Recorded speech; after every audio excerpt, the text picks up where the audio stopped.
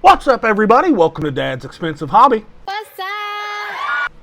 Today we are taking a look at the Marvel Legends Miles Morales, the Ultimate Spider-Man, Ultimate Miles Morales. That doesn't really roll off the tongue, but it's still kind of cool. Anyway, this is the final figure in this wave, the what I've been calling the comic book wave that I've got to do. So congratulations, everybody, and stick around at the end, and I'll rate all the figures from this wave and tell you which one I think is the best and worst and all in between. Let's look at this package real quick. Same as all the others, big window on the front, bunch of all the other characters on the back, and it says some shit about Miles Morales right there if you want to pause it and read it. But anyways, let's get him out of this package and take a closer look at him.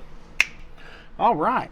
He is smaller than he kind of looked in that package. They've got him like, this must be like a kid Miles Morales or something, because he's pretty small. But we'll measure him up and see exactly how small he is. To the top of his head, he is right at just above 5¼ inches, which would make the entire thing about 13½ centimeters. So he is not a big figure.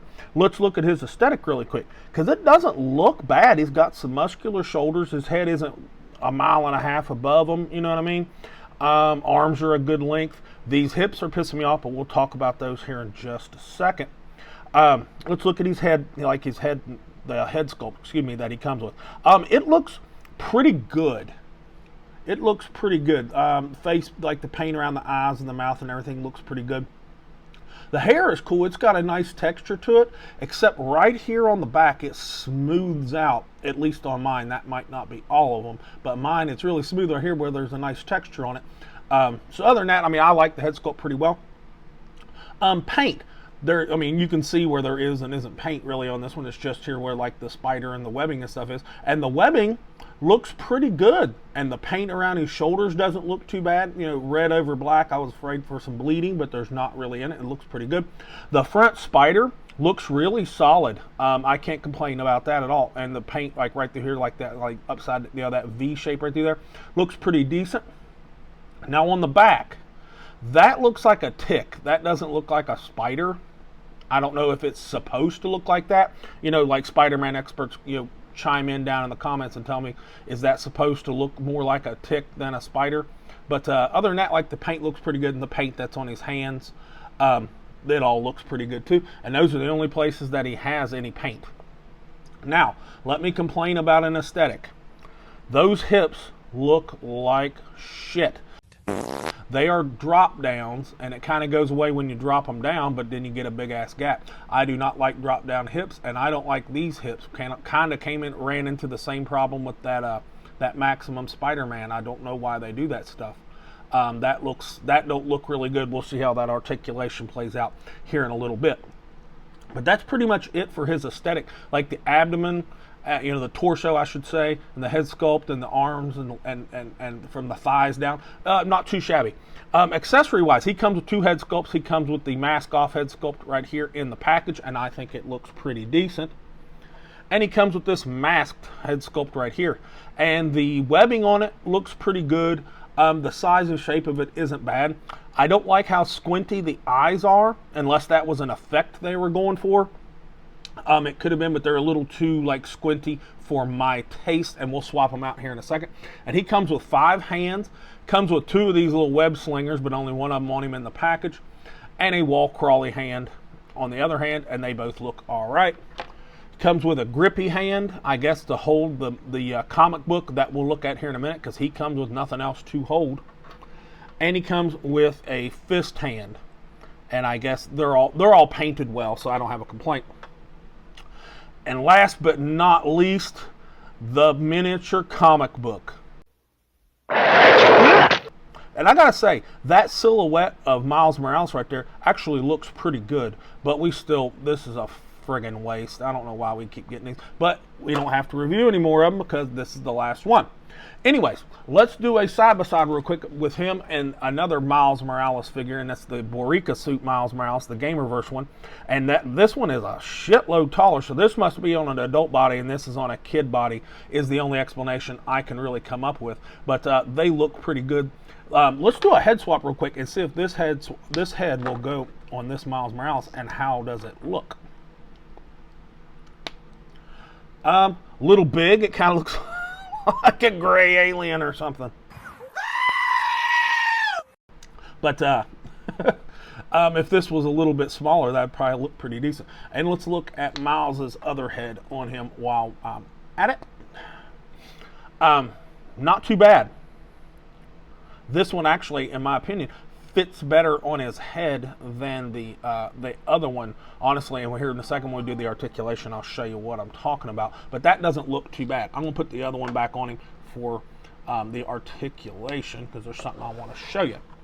For articulation, he's on that crazy ball hinge thing that I'll show you here in a minute, but the neck will go back and it'll go forward. You see that right there with the neck? That's because his head doesn't sit on that ball right, and that's kind of irritating me. See how I'm doing that? I'm not moving the neck joint, I'm just moving the head around on that ball, because they put a big ball on that stupid disc hinge ball thing that they do. Fuck. And this is more of just like a socket up in there. It doesn't like, it snaps up on there, but it's kind of like a cylinder kind of socket kind of thing. So the head kind of just bobbles around on it, and it doesn't really fit on it right. No neck joint, should point that out. Shoulders past 90, so I really like that. Full rotation, of course. He's got a butterfly that's actually not too shabby. When you engage both of them, you can absolutely put his hands together. If I can get him the same height, you can put his hands together. So I like that really well. Come across him pretty decent. And he'll take the shoulder back pretty good, so I like that. He's got a bicep swivel that works just fine. Pinless, double jointed elbow, doesn't look horrific, and a nice amount of range. Wrists are on hinges, nothing new there. Now this Spider-Man, this Miles Morales, has a diaphragm brake. And let me show you neutral. Here's neutral. Whoops. He will come forward pretty good just on the diaphragm brake. Little bit of gap in the back. And back to neutral.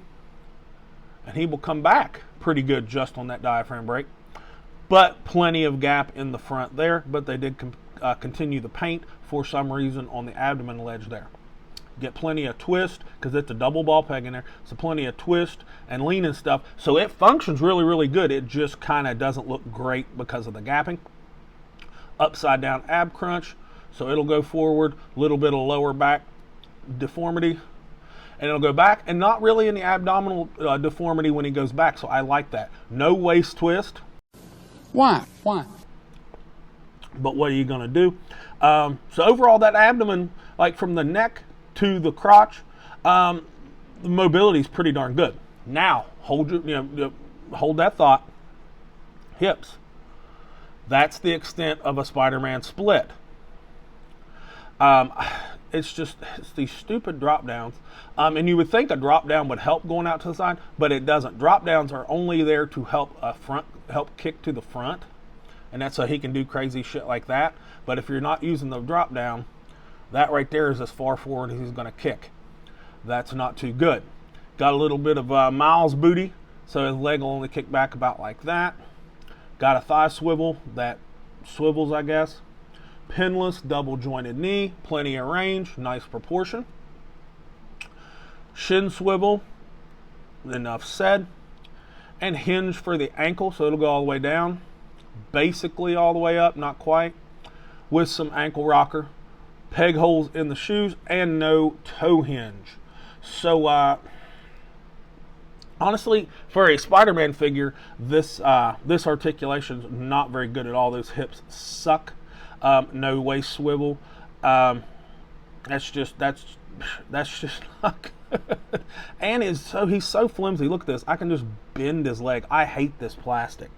Marvel Legends just uses the shittiest plastic. But anyways, a little disappointing, because when I first started to handle him, I was like, ooh, he's going to move really good. And then his hip, those hips are awful, and they're really, really bugging me.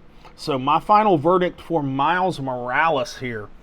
The abdomen looks good, the paint looks good, and I do like the head sculpt, even though it doesn't fit down on that socket very well. I'm just going to give him a C. He's a C. He's not the worst. You know what? I got to be really honest. He's a C-. This is a Spider-Man that doesn't do splits with crappy looking hips.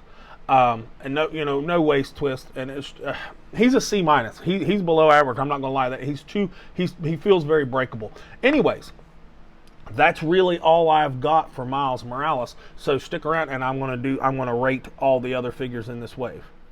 Okay, real quick, let's rate or rank, however you want to look at it, this wave real quick from worst to best. And just to avoid recency bias, I went ahead and put Banshee at number 6, and that, I'll tell you why. He's extremely plain.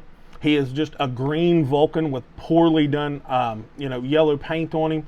I don't like how when his arms are down, you can see these pieces of crap thing that's like stuck on the backs of his arms, so his little wings or whatever can stick to him, and he's too lazily done of a figure with such really nice hyper realistic head sculpt, so that's why he is number 6. Number 5, sadly, has got to be Mr.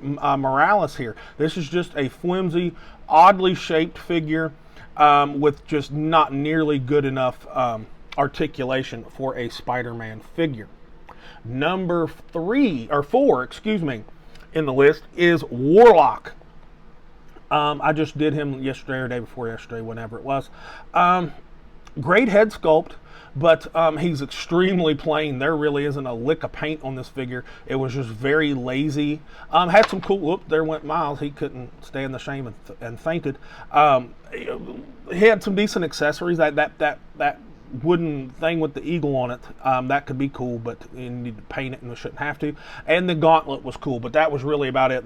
This was a very lazy release right there, just a bare bones Vulcan figure.